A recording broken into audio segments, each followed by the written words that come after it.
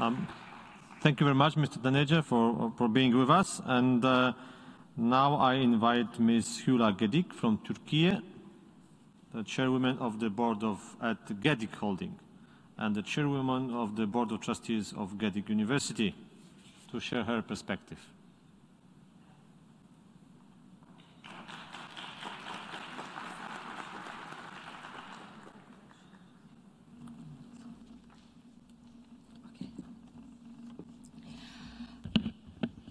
Your Highnessy, distinguished guests, my name is Hülya Gedik. I have a lot of hats. I run a big conglomerate, diversified conglomerate in Turkey. It's in metal and science business, as well as I'm NGO, and we have a university, and we run a university in Turkey. So I'm coming from a long-distance country, which is around 10 hours away by flight, and as you probably know that Turkey is located between Europe and Asia, and we Turkish people are very accustomed to know both Western culture and Eastern culture as well. So if we move the slide, Turkey is surrounded by the wars for the moment. So in the north, Russia and Ukraine; in the south, Hamas and Israel. And in the wars, as you see, the women and the girls are the most affected ones. And our country, Turkey, is welcoming a lot of refugees. And for the moment, there are 4.6 million refugees living in our country.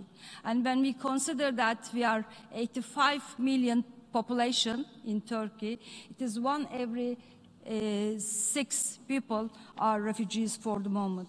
Of course, it is hard to live in the tents, and the women have to give birth to their children in the very difficult conditions, but we, Turkey, are embracing and welcoming all the refugees all around surrounding Turkey. Unfortunately, many talents disappears without being seen or used because the conditions are really insufficient in the refugee camps. So I have to look at my presentation because it's just in my bag.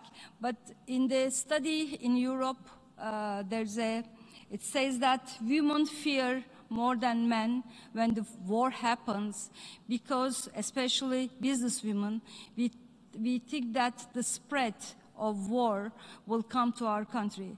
But as we all know, fear doesn't help, and also it blocks our progresses. But this is the case. And so it's clearly indicated in the UN 2020 Development Agenda that there are goals, as we all know. And the first one is to end poverty and hunger by creating new jobs, and to achieve gender equality. And the third one is to empower women and girls. This is what I'm working on in my country. And the fourth is to protect the planet and its natural resources. And so these are the highlighted points of Sustainability Development Goals, which is signed by the UN. And the next slide, please. So this is my beloved father. And so he had an enormous role in my life. He was a life changer. And so if my father wasn't my father, I couldn't be in the position to make a speech today in front of you. So he gave me a full support, and I could run the companies because of his trust to me. And my father passed away about 12 years ago, and I achieved to make our companies grow 3 times more. And I opened up companies out of our country in UAE, in Serbia, in Azerbaijan, in India. And so my father was trusting me much more than I trusted myself. But one sentence triggered me to make the force to be success is my daughter can make it. It might be a simple sentence, but it was very meaningful and it was full of motivation to me. And so we are in metals and in steel business, which consider it to be men's businesses, but actually we perceive that there is no any men business. That any jobs can be done by anybody as long as we have knowledge, as long as we have ability, as long as we have desire to make it.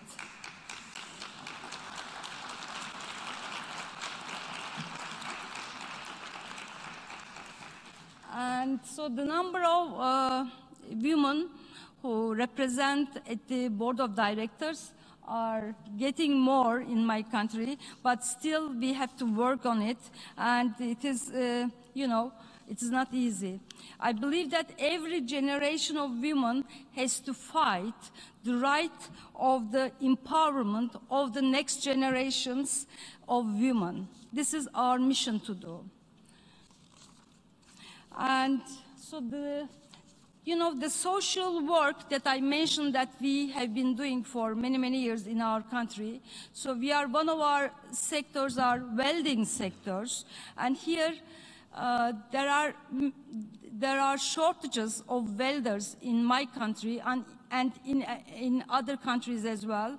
So what we thought that we can also teach women to weld. So we are making vocational courses, trainings in our country, and to make women be welders. So it's especially for women who do not have professions. This is what we have been doing, and so it's a free program, and it's getting popular in our country. So what we are doing that we are creating jobs for women who haven't taught earlier, and it's like a game-changing occupation.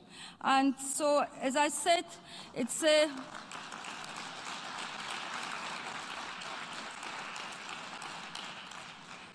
So at our university, we also invest in future women's leaders by providing support of female youth in the engineering and other STEM, as well as in management and leadership programs. So this is what we have been doing for the last 10 years. And also at our university, there's a Centers Entrepreneurs Application and Research Center, and we consult women to conduct their businesses or to increase the revenue in their businesses. Thus, this is what we have been doing in our society. This is another social work that we have been doing for years.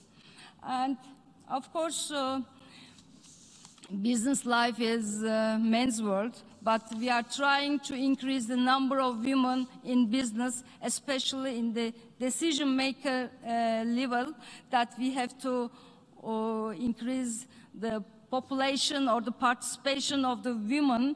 But this is what we are doing on educational, vocational training, creating jobs, and investing in science and social economical developments. What is missing in our plate, actually, only the peace and security. This is actually the mission of United Nations Security Council.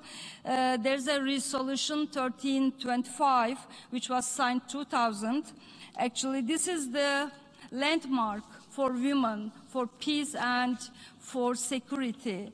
But unfortunately, the implementation is rather slow, but there's a hope. You know, as long as we live, there's a hope, and hopefully it will be more active soon. And two prominent leaders, one from Iraq, so it's King Faisal of Iraq, El Hashmonite, and also Mustafa Kemal Atatürk, the founder of Turkish Republic, and the two visionary leaders. They all respect women. They all taught the rights of women in the past, and so the quote of our founder Mustafa Kemal, everything we see in the world is the creative work of women. So this is how well said. And thank you very much for listening to me. And I also would like to thank Princess Al Hashemite Nisrin and also our common friend Danish Joshi to give me the chance and opportunity to make a speech in the beautiful and also very prominent day, International Women and Girls Science Day. Thank you very much.